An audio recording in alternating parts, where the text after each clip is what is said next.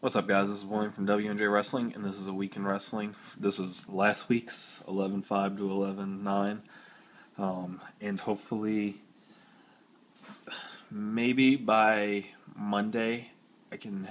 It depends. Maybe sometime early next week, I'll have the next week in wrestling.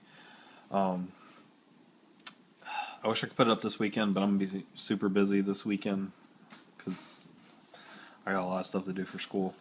But good news is the semester ends in 3 weeks, and once that happens, guys, I don't have any more excuses to not have you guys stuff on times. That includes weekend wrestling, predictive matches, all that stuff, and so yeah, that'll be a good while, so I can have everything up on time, get better organized.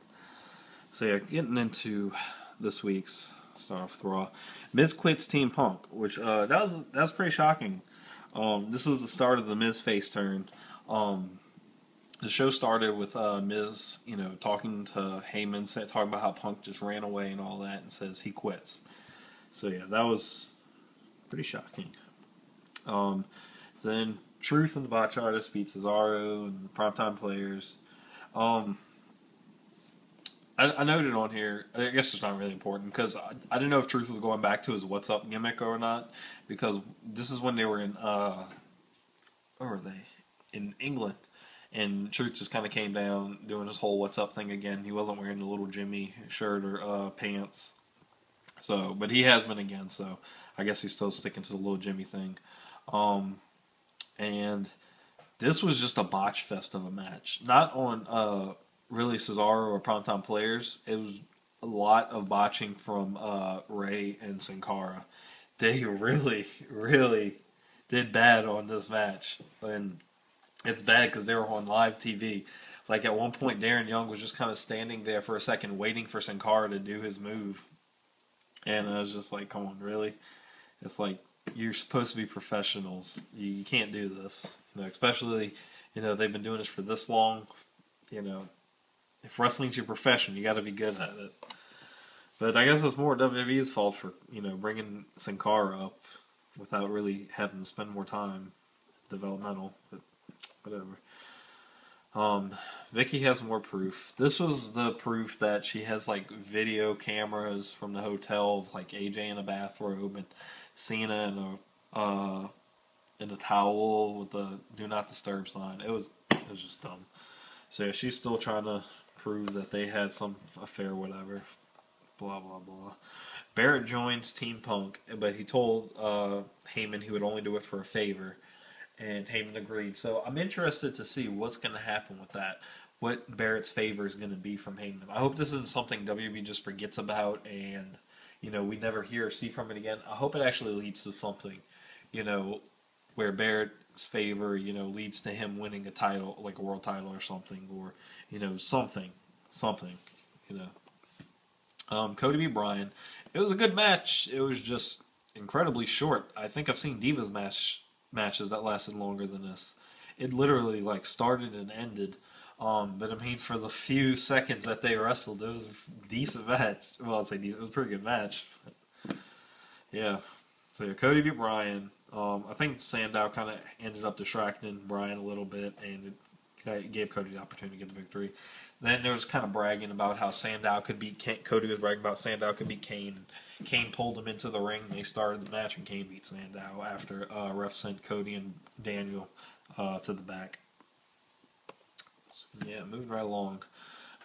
Brad Maddox came out, cut his promo, and saying how he never wanted to be a referee, he just wanted to be a wrestler, but WWE was never interested, so he worked his way in there, and he planned to make some kind of impact, and that was what he did when he cost Ryback his match at Hell in a Cell. So now he wants a contract in the match against Ryback. I don't know if I made a slide for it. Here we go, yeah. Vince came out and told Brad that he was going to give him an opportunity.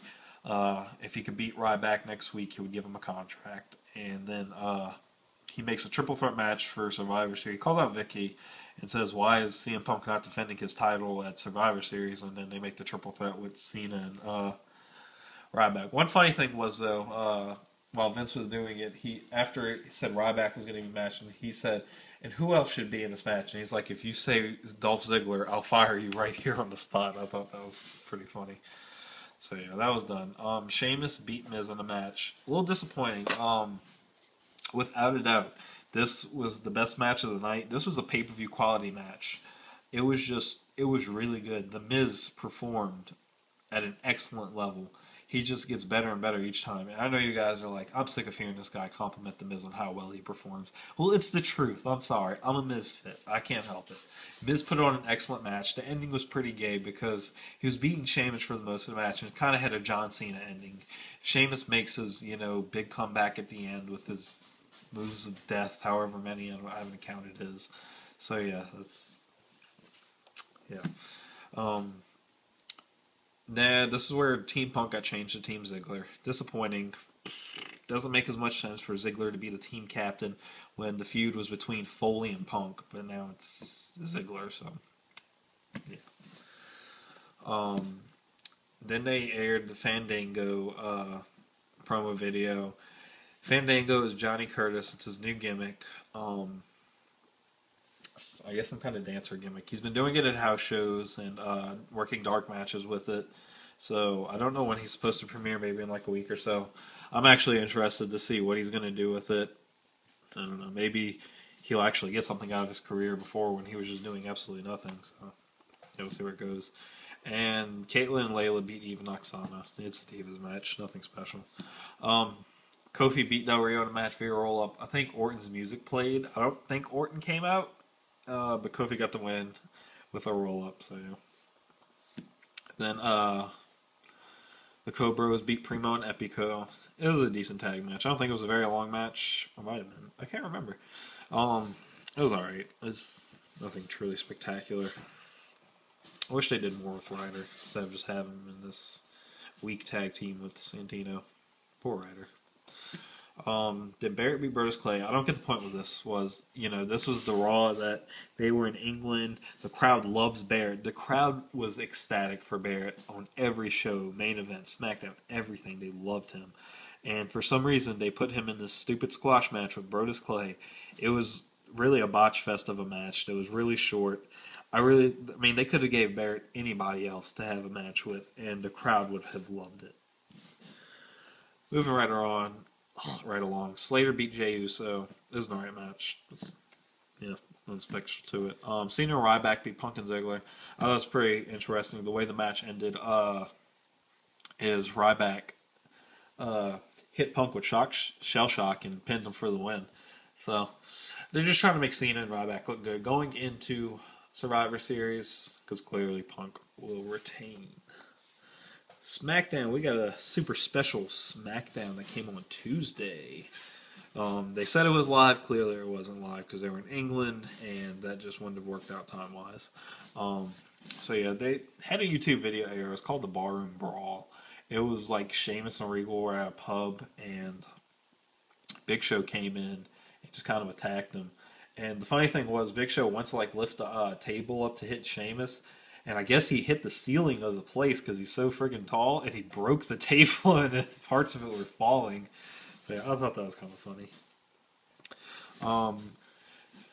Kofi beat Miz in a match for the Intercontinental Championship. He had got it from the previous week when him and Big Show had beat Kofi and Sheamus in a match.